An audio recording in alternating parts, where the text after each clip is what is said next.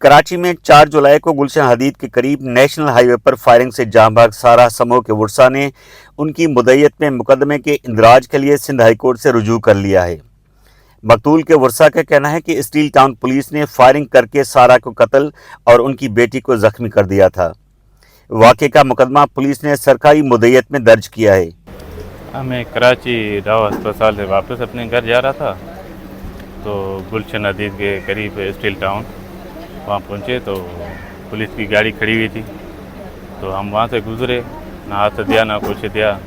थोड़ा आगे गए तो उन्होंने हम पर अंधाधुन फायरिंग कर दी, जिसके नतीजे में मेरी वालिदा साहबा वो मौके पर फौत हो गई और सिस्टर को काफ़ी गोलियां लगी। हमारी पुलिस एफआईआर नहीं काट रही है। उन्होंने अपने हिसाब से जो एफआईआर काटी है वो जिन्होंने फायरिंग की है उनको ही मुद्दई ठहरा रही है, तो हम उस एफआईआर को नहीं मानते।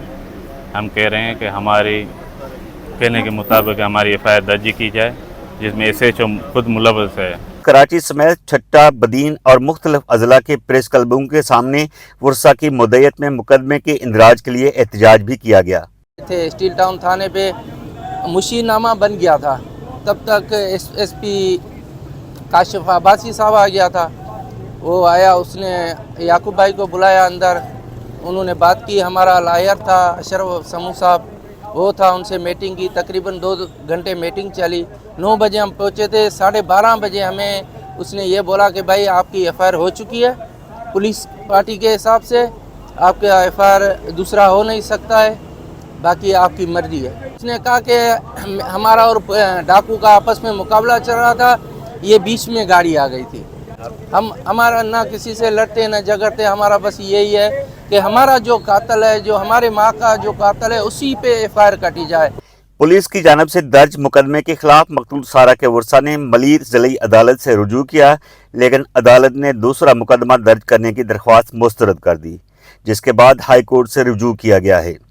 मकतूल के वर्सा के वकील अशरफ समो का कहना है कि मलीर की अदालत ने दर्ज मुकदमे में वर्सा को बयान रिकॉर्ड कराने की हिदायत की है, मगर इस मुकदमे में बयान रिकॉर्ड नहीं कराएंगे, क्योंकि ये जो वाक़या हुआ था आई विटनेसेस के रूबर हुआ और पुलिस की मोबाइल ने फायरिंग की, जिसमें उसका भाई है, ड्राइवर है और एक इंजर्ड जो ज़ख्मी है उसकी बेटी है, लेकिन एफआईआर नहीं हुई और रिफ्यूज़ कर दिया। एक और एफआईआर उन्होंने उन पुलिस वालों की मुद्दत में जिन्होंने गोलियां चलाई।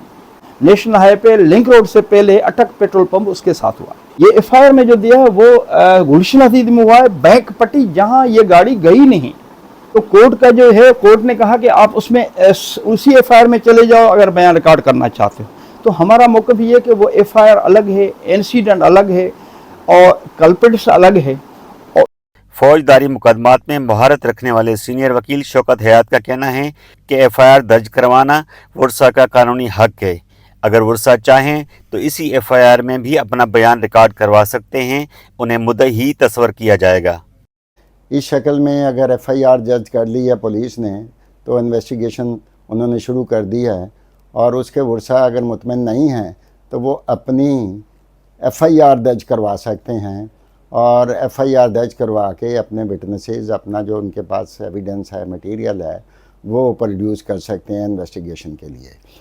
अब चूँकि ऑनरेबल सुप्रीम कोर्ट ने एक जजमेंट है सुगरा बीबी केस 2007 में, ये लार्जर बेंच बना था जिसमें 7 ऑनरेबल सुप्रीम कोर्ट के जजेस ने बैठ के ये तय किया कि अगर एक इंसिडेंट हुआ है और उसके बहुत सारे मुतासरीन हैं, मुद्दई हैं, बनना चाहते हैं, एफआईआर लॉन्च करना चाहते हैं, तो वो ज़रूरी नहीं है कि हर मुद्दई या वर्सा जो है वो अलग-अलग डिफरेंट एफआईआर दर्ज करवाए।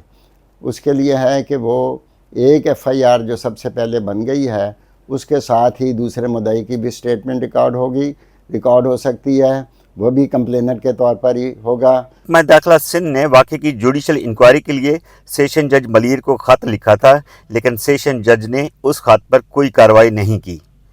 शौकत कुराई, voicepk.net, कराची। आपकी खबर, आपकी आवाज़, voicepk.net।